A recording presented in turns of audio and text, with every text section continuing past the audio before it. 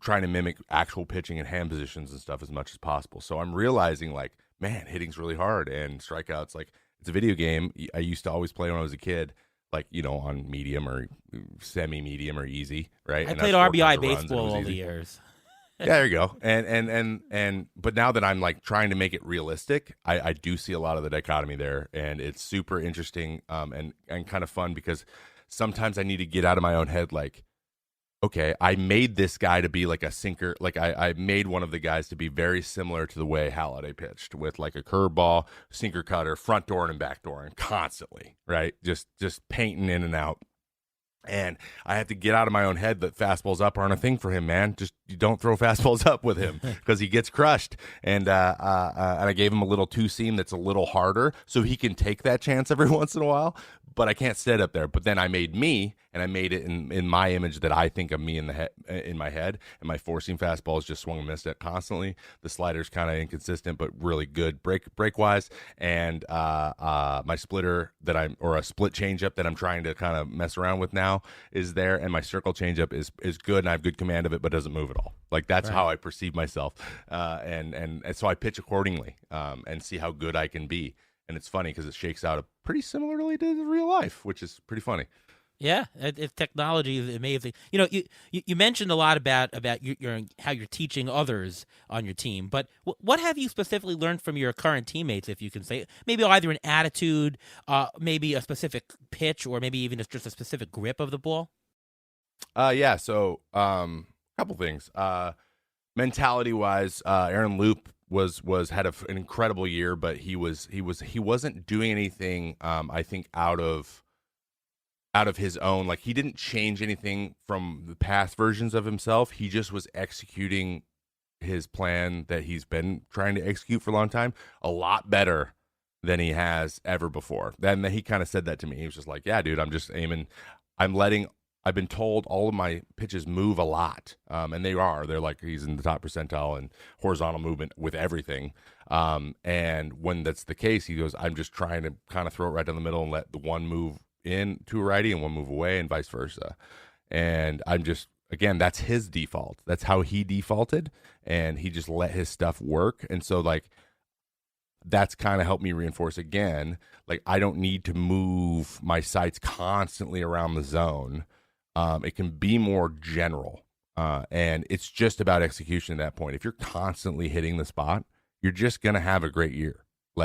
And so I focused a lot more on trying to make myself feel physically as good as I possibly could this year. Like that was a huge focus for me. Consistently feeling like I have energy, feeling like my arms recovering, feeling like I'm ready to go every single night. That was a big focus for me as I move through.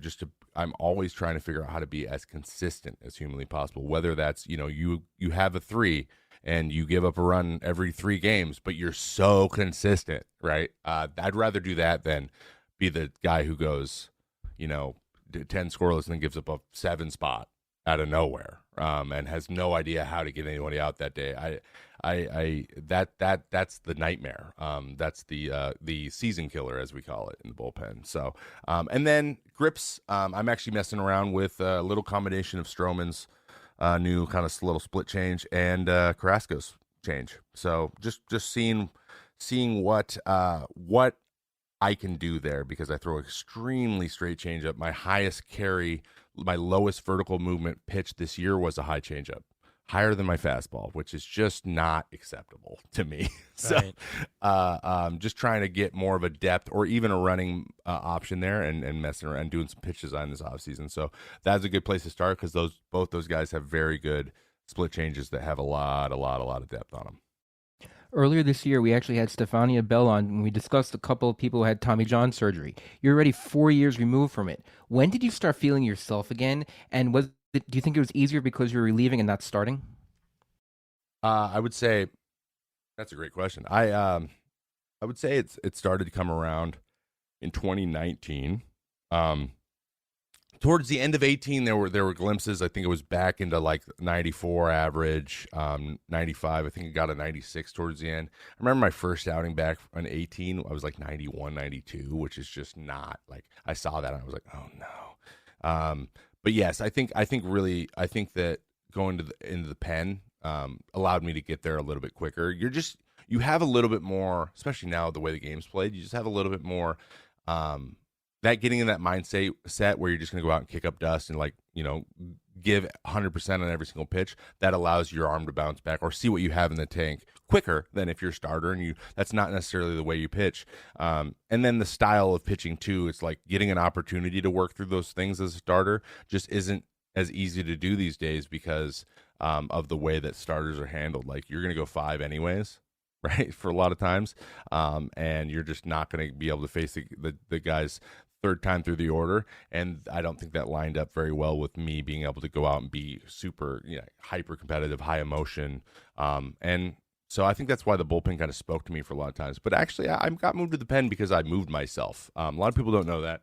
I was coming off Tommy John. My velo was not back. It was 90, 91.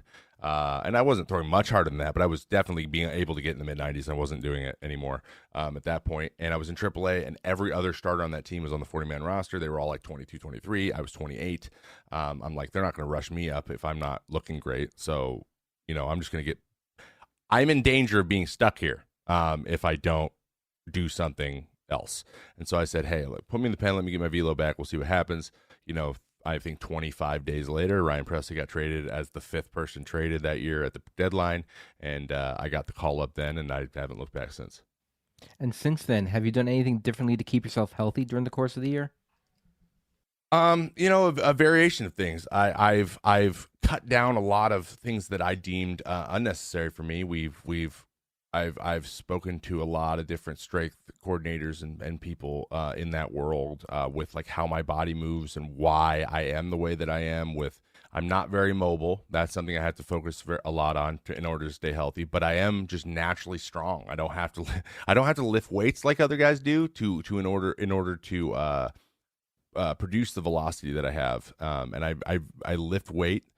Very, very rarely. I do a lot of body weight stuff and just a lot of like range of motion movement. Like moving my body is what I do a lot of, but I don't do a lot of like the traditional weightlifting as a lot of people say, because I never saw any tangible benefit for me except getting tighter and being generally the same strength. And so those things have helped me stay healthy. Focusing really hard on after you're done throwing, what you're doing with your arm care, listening to your body.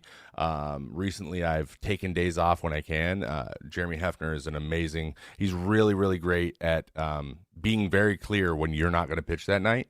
And managing workload that way and making sure that guys can take mental breaks is the same. So whenever I got those days where I woke up and he's like, hey, you just take the day and relax your brain. You are not going to get in this one. I wouldn't throw. I'd be like, all right, let's just take a whole day off of throwing too and see how that feels. And that went a long way. The season's just a lot. It's just so much. And we can do less and less to stay healthy by other means. So you got to get the rest when you can get it. You're talking about rest, and sometimes relievers are called upon to pitch a couple days in a row, and sometimes they get an extended rest time. Maybe you could be out 7 days before you have two consecutive outings. Do you find having extra time with those extended rests to be good for you, bad for you? And does that differ between you and other relievers, or is it generally the same thing? That varies wildly. I would say that for me, getting more than 3 days off. So if I get 3 games in a row, not pitching a 3-game series, that is pretty much my limit before I got to get off the mound again, because I'll get rusty. So I had a couple times where I got 5-6 days off, and I actually felt just as bad as I did the week before, just because you have more energy, but you don't necessarily have the feel or the adrenaline, or even like the recency bias of like having sometimes like throwing well recently snowballs into your next outing. Like you still have that feeling of like things are clicking. That's when guys get on rolls. And if that gets broken up because either you're just destroying a team, or like you're just not getting in for whatever reason, sometimes that can be a struggle. Right. And but I've been able to narrow it into a good like 3 days off. At that point, I either need to pitch in the game or I need to at least go warm up and get off the mound a little bit. Right. How about that Tyler Matzik? He wants like three hours off between starts, between outings. That guy goes every day. I don't understand. It's Yeah, crazy. you know what? Yeah, I know he's riding heavy. He's riding high off the old playoffs. You can't fool me, bro. Talk to me in April how you're feeling after you just played into November. Also, congratulations. But no, it's that's that. I like that mindset. You know, I think he showed that a lot out there when he was out there playing too. You just got to have the screw it. We'll just deal with how we feel after. Like that's kind of what we do, and you try to get that to last for as long as humanly possible. Right. All right. Well, we've come to the show. It's time for the Injury Guru's Trivia of the Week.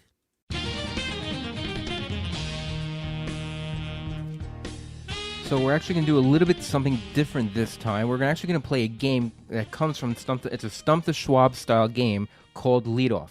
Stump the Schwab was a game show that was on ESPN2, for those who don't know, ESPN2 and ESPN Classic, from July 2004 to September 2006. The show featured 3 contestants trying to defeat Howie Schwab, ESPN's first statistician, in a sports trivia contest. The late and great Stuart Scott happened to be the host as well. Each topic list will have multiple answers. Actually, it's going to be 10 per question. Players will take turns naming the members of the list. Each correct answer is worth 1 point. If a wrong answer is given, that player is out for the rest of the topic. The player with the most of the points at the end of the 3 rounds wins. Any questions? Am I playing? You're going to play against each other. I'm going to okay. be the host. You guys are going to be playing against each other. All right. And it's Wow, I did geared not toward expect this. Let's get it. it's geared toward relief pitchers. Just for some reason, that's what I did. So the first topic we're going to do is top 10 NL relievers in holds last year. The top 10 leaders in holds from the National League last year. Trevor, you can go first. Tyler Rogers. Tyler Rogers is number 3. He had 30 holds. That's one. All right. Blake Trinan. Blake Trinan led the league with 32 holds. I know who's in second. Luke Jackson. That's correct. Lou Jackson had 31. I'm not going to win this then, if you know that. Devin Williams. Devin Williams was number 9 with 23. AJ Minter. Good one. AJ Minter was tied with him with 23. Tyler Matzik. Tyler Magic, 24. Very Yeah, good. the Braves had a lot, dude. Yeah. If you're a good team, you had a lot. Yeah. Yes. Yeah. So there are 4 more. Okay. There's another giant. I know it. I don't know who it would be though. I have my next Who one. else was a setup guy and was very good? There's so many teams that I'll give you a split hint, though. saves and stuff. I'll give you a hint. Think of the good teams. The teams that came close to the playoffs, that had the opportunity to have a lot of holds. Okay. I have my next guess. Close to the playoffs. I know there's no Mets. I know that for a fact. You had, by the way, you had 16. You had 16. Yeah. You And you look ranked up how many 20th. times You I ranked played when 20th. we were If you tied. didn't say yourself, I wasn't going to guess you. Yeah, this is for later, but yeah, what bullpen had the most freaking decisions? Because I bet you were pretty up there in that. Yeah. Yes, you were. Come on, quick, fast. I'm trying to go through divisions. Kendall Graveman. Yeah, a bunch of No, saves. that is Dang it. incorrect.